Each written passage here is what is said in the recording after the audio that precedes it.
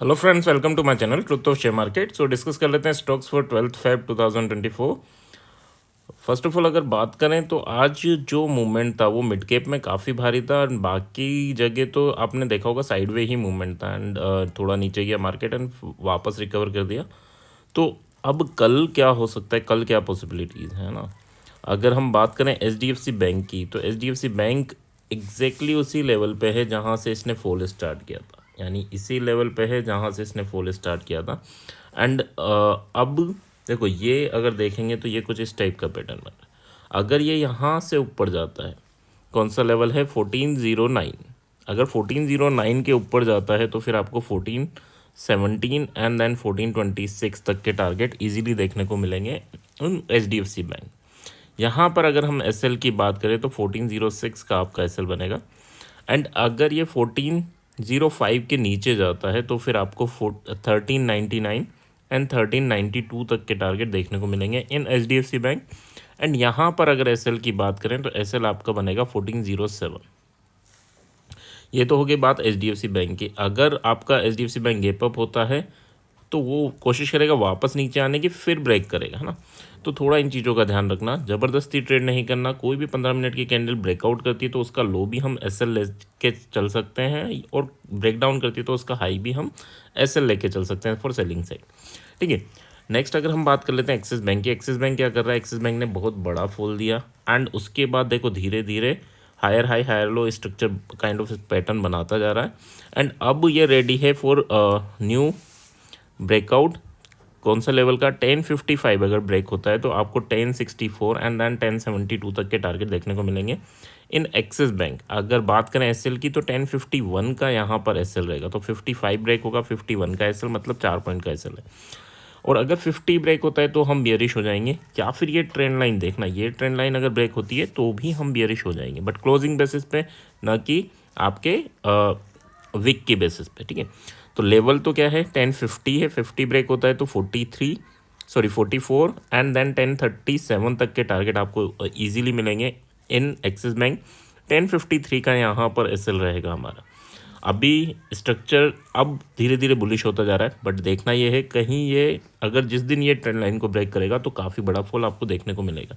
रिलायंस की बात कर लेते हैं। रिलायंस क्या चल रहा है, रिलायंस में देखें तो एक पोल बना, उसके बाद धीरे धीरे डाउनवर्ड मूवमेंट, यानी एक फ्लैग बनाता चल रहा है। अभी जिस दिन ये फ्लैग को ब्रेकआउट करेगा उस दिन हमें एक बड़ा मूवमेंट देखने को मिलेगा। कितना बड़ा मूवमेंट, इस पोल के इक्वल। ठीक है। तो काफ़ी बड़ा मूवमेंट आपको देखने को मिलेगा जिस दिन ये इसको ब्रेकआउट करेगा, क्लोजिंग करेगा उसके बाद, है ना। तब तक क्या करना है, तो 2923 अगर ब्रेक होता है तो 2933 एंड 43 तक के टारगेट आपको अपर डायरेक्शन में मिल सकते हैं। यहाँ पर अगर एसएल की बात करूँ तो 2917 का आपका एसएल रहेगा। 2915 अगर ब्रेक करता है तो नीचे की साइड 2901 एंड देन 2888, ये आपके टारगेट रहेंगे। यहाँ पर एसएल की बात करें तो एसएल आपका बनेगा 2919 का। ठीक है। So that's your hard SL.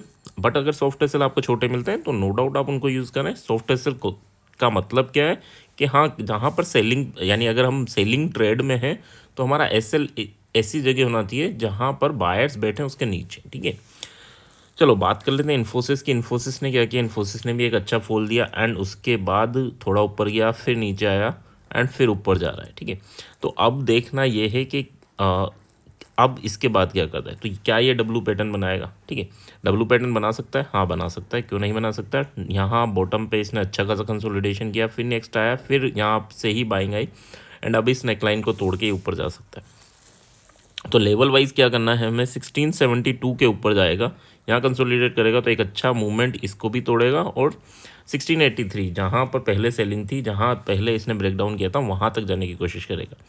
And अगर ये लेवल भी टूटता है तो 1693 हमारा सेकंड टारगेट रहेगा इन इन्फोसिस। इन्फोसिस की बात करें तो यहाँ पर जो एसएल रहेगा दैट इज थोड़ा सा बड़ा एसएल रहेगा, इसमें 1667 का आपका एसएल रहेगा। ठीक है। तो अगर इससे छोटा मिलता है सॉफ्ट एसएल के ज़रिए तो आप उसे यूज़ कर सकते हैं। 1665.5 अगर ब्रेक डाउन होता है तो फिर आपको 1653 एंड 1644 तक के टारगेट देखने को मिल सकते हैं इन इन्फोसिस। एंड यहाँ पर अगर हम बात करें एसएल की तो यहाँ पर आपका जो एसएल बनेगा दैट इज 1670 का। ठीक है। 4.5-5 पॉइंट का है, तो रीज़नेबल है ना। एंड फॉर्मेशन डब्लू फॉर्मेशन हो सकता है, मंडे को देखना होगा, ठीक है। नेक्स्ट बात कर लेते हैं। So that is our S B I ने काफ़ी अच्छा मूवमेंट दिया, कोई दिक्कत नहीं है, काफ़ी अच्छी बुलिश मूवमेंट दिया। बस आज जो क्लोजिंग दी वो कैंडल है हमारी डोजी तो बनी है, बट ग्रेविस्टोन डोजी बनी है ना। ग्रेविस्टोन डोजी क्या है, ये बुलिश मार्केट में रिवर्सल का काम करती है, ठीक है। तो क्या यहाँ रिवर्सल होगा, तो ये डिपेंड करेगा कि ये हाई को ब्रेक करता है या लो को ब्रेक करता है। अगर लो ब्रेक होता है तो नो डाउट चांसेस रहेंगे थोड़े बहुत रिवर्सल के। कहाँ तक, अगर 725 ब्रेक होता है तो 720 5 पॉइंट का मूवमेंट एंड 713 ये मूवमेंट पॉसिबल हो सकते हैं। एंड यहाँ पर अगर हम एसएल की बात करें तो एसएल जो आपको एसबीआई में लेके चलना है, वैसे तो इसकी हाई रेंज बनेगी, बट एक और एसएल मैं बता देता हूँ, शायद वो आपके काम आए, छोटा सा एसएल। सो दैट इज़ 726, ठीक है। यानी 25 ब्रेक डाउन हो रहा है और 726 1 पॉइंट के एसएल के साथ हम 5 पॉइंट के टारगेट को क्या अचीव कर सकते हैं, पॉसिबल तो है ना। तो एसएल क्या रहेगा 726 फॉर सेलिंग साइड। बाइंग कब करेंगे, तो 728.5 अगर ब्रेक होता है, ऊपर का ये लेवल ब्रेक होता है तो ही बाय करेंगे for the target of 733 and 738। यहाँ पर एसएल क्या लेके चलना है, तो यहाँ पर एसएल थोड़ा बड़ा बनेगा आपका, है ना। दैट इज 726 का ही बनेगा इवन, है ना।